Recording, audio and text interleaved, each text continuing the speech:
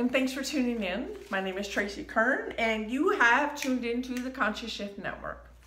Today we're having a conscious conversation with Tara LaSalla, marine biologist and environmental, how did you say that? I loved it. Business profitability consultant. Business profitability consultant. And Tara's line of expertise, or her main thing, is that she is the founder of Green Me Locally, a company, an organization, I should say, that helps us live green and to take care of the planet. Does that sound right? Okay. So today we're going to talk about a project that Tara is working on called Mission Plastics. And I'm going to let you go with it. Mission Plastics is one of the best ideas that I have heard for consciously shifting the way that we're helping to save the planet. I know I had a conversation with Tara on the phone yesterday about, well, you know, when maybe we should talk about recycling, and we should talk about how you can make things better, and da. And she said, sure. She was so polite. And I was like, that didn't feel right. I'm missing something here. So basically, we're past the tipping point of recycling. We're past the tipping point of, gee, let's all make it better and clean up the beaches. We're past that. We're at the last minute before everything is unreversible. And so today we're going to talk about Tara's program called Mission Plastics. And it is, I'll let you talk. It's a great idea. Go for it. Yeah, Mission Plastic, this is my passion project, especially as a marine biologist. And we have a big problem with plastics in our ocean today. Yes.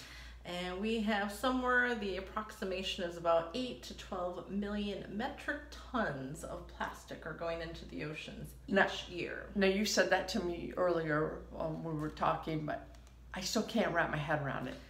Say the number again for me. Anywhere from about 8 to 12 million metric tons. 8 to 12 billion. Million metric tons. Million metric tons. Mm-hmm. It's a lot of plastic. plastic. Whether it be million or billion, I still can't wrap my head around it. It's a lot of plastic. Yeah. It's a lot. It's a lot. And right now it's geared to only increase, and by the year 2050, the statistics are saying that we'll have more plastic and weight than fish in the ocean. You know, I've read that. I think it's really hard for people to understand that. It is. It's very hard because you can't imagine until you're in the vastness of the ocean. It's so large. Yeah. It's hard for anybody to really. And so instead of having a vast ocean, we have a vast plastic field. Mm-hmm. Correct. That's pretty much. So one of the other things that Tara and I were talking about, because when I told her I wanted to start talking about the environment and conscious shift, and I want to start talking about it in a way that would actually consciously shift things.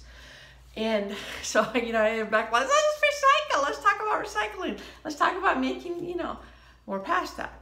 So another conversation we were having, which tied the whole thing in for me, we were talking about how I was so paranoid about using any plastic at all. And I wanted just glass in my house, and I wanted just paper. And you stopped me and you said, the plastic that's in your house for things you're using every day, things that you keep around, that's not the problem. Correct. It's our single-use disposable products, things like your Solo cups, your water bottles, your grocery bags that are plastic. Those are the issues. Those are the things that are piling up in the ocean. So basically, every time you go to the grocery store, or Walmart, or Walgreens, and you take a bag for 2 little items that you could walk out the door in your hand with, that's a problem. Because what are you going to do with that bag? Okay, so you take it home and you store it, but it's gonna end up in the landfill at some point. So that's the problem. So Mission Plastics is about helping that to end. And I thought this was really brilliant because Tara and I were talking about this yesterday, and I wasn't, again, I think I may have said it already 3 times, I wasn't wrapping my head around it. And she really finally said some things to me that made sense. Then she told me a story that I thought, I was like, you're kidding. We've been duped. We have been duped. And it started with the program in the 70s. In the 70s. Yep. Keep America Beautiful? Or Yep. Keep America Beautiful. That was started in 1953. In 53, with the Indians standing at the side of the road crying about how all the people are totally destroying his planet. Correct. So what was that really about? Well, so the organization itself was started in 1953, Keep America Beautiful, and that was started by the bottlers and the package industry people. And they started this nonprofit. That was important. Did you catch that? It was started by the bottlers and the packaging companies. Okay. Correct. And they started this nonprofit because they didn't want the government to regulate their industries, and they didn't want to have them responsible for all the litter that they're creating by packaging. Okay. So yes, that had started initially in 53, and then they partnered with the Ad Council in 1971, and they created the ad of the crying Indian, and he was upset because people were littering. And that was a very powerful PSA to start to have people become responsible, put their trash where it belongs. And here's the kicker, and I don't think you said this. Who was doing the recycling before this? Well, at that time, we were working, we had glass bottles. If we went to the grocery store and we were drinking certain things that came in glass. So we would purchase from the stores, we would put a deposit, and then we would return to get that deposit back. But the bottlers themselves weren't actually physically doing the recycling. So that's the key right there. The companies were actually doing the recycling. And instead of them having to pay to recycle, they create this ad campaign telling us we need to be accountable, we need to recycle, and we need to take care of what it is their business is creating and putting into the planet. Correct. Yeah, so at this point, it was starting, they were realizing that they were going to change their packaging, they were going to actually get rid of all the deposit schemes and switch over to plastic. And that was going to create a new stream of litter, a lot of litter. So let me ask you a question. If they would have changed it all to plastic, but they would have kept the recycling the way it was, where you make a deposit on the bottle, then when you're done, you return it, would we have the mess we have today? I mean, I know that's like looking into your crystal ball, and I know that's not your field, but is that feasible to think that it may be a little bit better had they not done that? Well, it's a different material. Glass is infinitely recyclable. Plastic is not. So that's hard to say. So it's even worse on a bigger level. Correct. Okay. So moving on. Sorry. No, that's okay. Go ahead. That's good. So Mission Plastics. Yes. So this project is set up because we actually want to look at the source of where all the plastics are coming into the ocean. So as consumers, we can only do so much. When we go to our local grocery stores, we might have an option to choose something that's not packaged in plastic, but that's becoming increasingly difficult. So we have to look back at the businesses to say, this isn't okay anymore. We're not giving you the complete and utter freedom to profit and then trash the planet at the same time. Right. So this project is really getting our green tribe together and to work with businesses to get them to switch from plastic packaging to something alternative. Okay.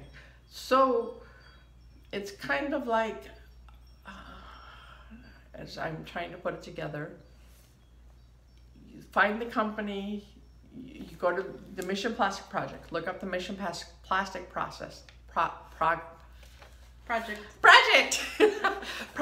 and you're going to have companies listed that are environmentally friendly. Correct. Yeah. So there are smaller companies out there that are actually in our Green Me Locally directory that package in alternatives now. So that exists. It's not something that can't be done. It just has to be done on a much larger scale. Oh, okay. So then you put your money to the companies that are doing environmentally friendly and send the big companies the message that this is not okay anymore. Correct. So we're actually talking with our dollars every time Absolutely. we buy a bottle of something to drink or walk into the store to purchase something. And you look, it requires us to be educated consumers. Absolutely. And it's a heck of a lot better than thinking, oh God, how am I going to cover all this? How am I going to handle this? Where do we even start? We start right now. We start with the money we spend and how we spend it and who we spend it with. Now, is there a way to be a little vocal with the companies? Like just say, hey, I'm going to send you a note. I'm not buying from you because you do this practice. Is that a little ahead of what we got going on? Well, or what makes this project a little bit different, because a lot of people do that currently. They're upset. Maybe they have their favorite product and they just don't like how it's packaged, and so they usually do letter writing campaigns and kind of in a shaming way. And that's what we're going about it in a different way. So we'll be still reaching out to companies and explaining that we're not happy, but as I created the Green Me Locally directory, I actually came across companies that already make alternative packaging.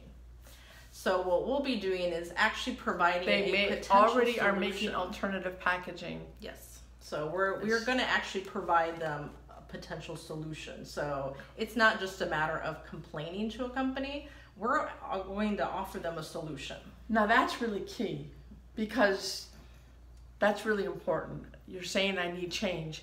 You're saying it's possible, and you're saying here's how we can do it. And I have all these people backing me. Correct. So people need to join your mailing list on your website. Yes. Okay.